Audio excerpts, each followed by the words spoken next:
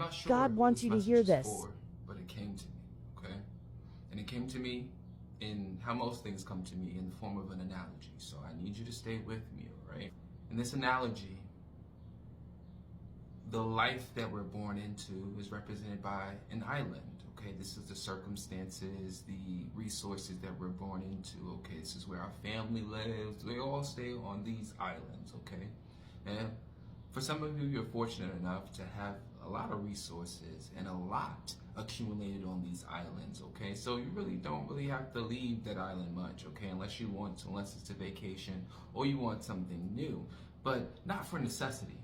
But there's others of you, and that's exactly who I'm talking to here. You were born on an island that didn't have a lot of resources, okay? You couldn't just stay there on that island. So like many other people who are in your situation in life, you have to go out on the sea.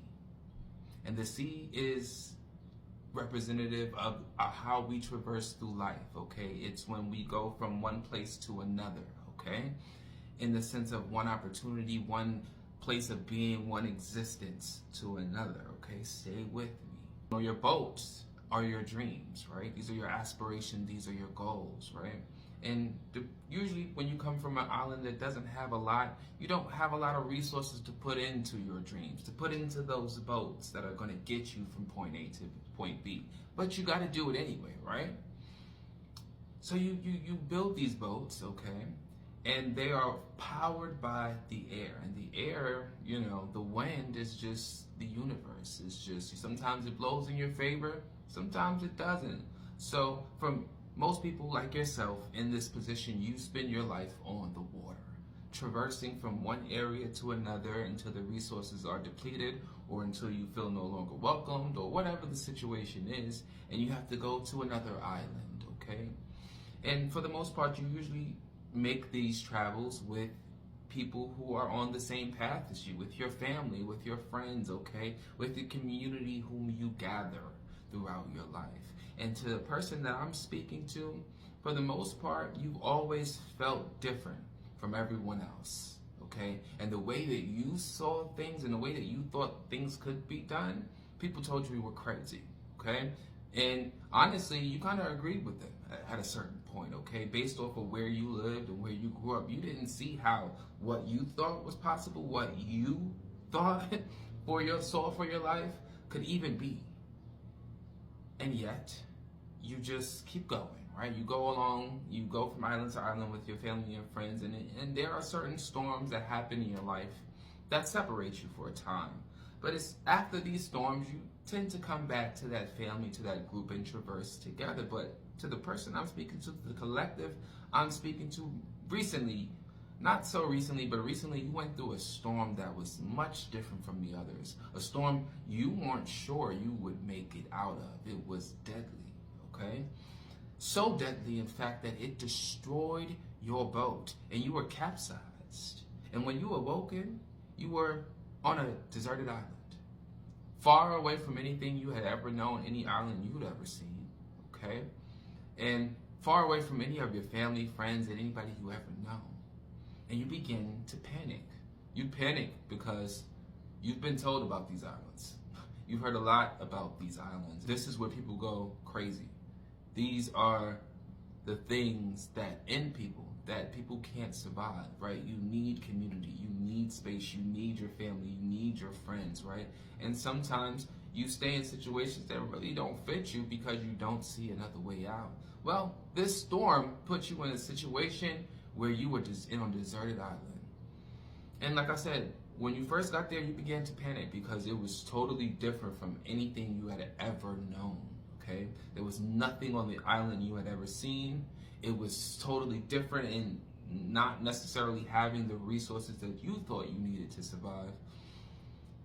And it was frustrating. It was frustrating because you were alone, you were scared, and you weren't really sure how you were going to get back to what you know, back to what you felt like was the right way. But as you spent more and more time on this island, you began to hear a voice. And this voice was probably there your whole life, faintly whispering to you, but now it's not a whisper. It's screaming at you, but it's screaming at you in the most loving way possible, directing you through this island and things you never knew about and processes you never would have imagined on your own. It's directing you through it in order to survive here on the island. And as you are directed and following these instructions, you begin to realize that this island is not as daunting as you once thought it was. And you begin to discover things about yourself you never really knew. And as you begin to get into this new routine on this island, and it's not by any way changing the island, right? It's still an undesirable place. However, you're learning how to exist in this, okay? And learning different things about yourself so that when you get back out on the sea, you're going to do it a bit differently now. And as you begin to traverse this island and you're learning different things about yourself and you're getting into your routine, you stumble on some materials you never found anywhere else. And this voice begins to tell you how to build a propeller for the boat that you're also going to be building, okay?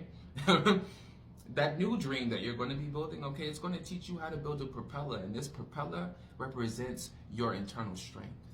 It represents what's inside of you, so that regardless of which way the wind is blowing, or if the wind is blowing at all, okay, because sometimes in life the universe is not blowing you, right? It's not pushing you. Sometimes you have to trudge through that mug. Or you have a propeller, that internal strength, okay? That internal knowing that's going to guide you through those times when the wind, or you have to meet the wind where it's at. Ashe. It was totally brand new to you. You didn't even know you had a boat to build, but now you begin to build this boat, and you built yourself a pretty propeller to go inside of it, okay? And now as you begin to build this boat, you begin to realize way out in the distance, there are other people, some of your family and friends out there watching you build this boat. And then you begin to think, hey, I'm over here. And they see you. But nobody's actually willing to risk being deserted on that island with you to come and save you. And as painful as this is, because I'm talking to a collective who would have done it in a heartbeat, the most valuable lesson you learned is that it's foolish to throw yourself on a sword to save someone else, okay? There's a difference between helping someone when you can and putting yourselves in harm's way unnecessarily for someone else. It's a decision you had to learn the hard way, but you learned nonetheless, okay? But like I said, they're watching you build this boat. And for some of them, it's inspiring. They get to see the place that they thought everyone that they knew had went to these islands, that got deserted there, they died. They didn't make it out. But they see you ready to make it out. They see you're building this boat, and it looks different from any other boat that they've ever known, okay? They're not even, for some of them though, they don't see how that boat's going to float. It's too big. It's too this. It's too that. They don't have this. They don't have that. How is it going to move? How is it going to float? They don't see the vision. And for others, they're intimidated by you. You building this boat is going to make people that depend on them to build those flimsy boats that they're in move different. Okay? And for some others, they just don't like to see other people win. And for those people, there was somebody out there watching you on your island build this boat, that when you began to get right to the tipping point, right when you were ready to go out on the water, right when that voice was calling you and telling you it's time to move, they created a storm for you. I'm talking to someone who this is confirmation, there has been intervention in your life. There has been people, entities who have sent magic, who have physically done things to stop you, to stand into your way, to create storms, chaos, confusion in your life in order to stop you from driving those dreams, from going to those places they can't go, or they feel like they can't go without you.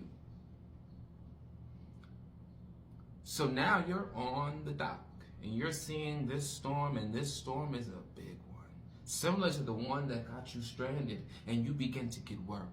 You begin to second guess if this boat is going to get you where you're going to go. You begin to second guess if this voice knows what it's talking about, because why would this voice send you out into the storm? Because the voice is not telling you to stop. It's telling you to get ready. It's telling you to go headfirst into the storm.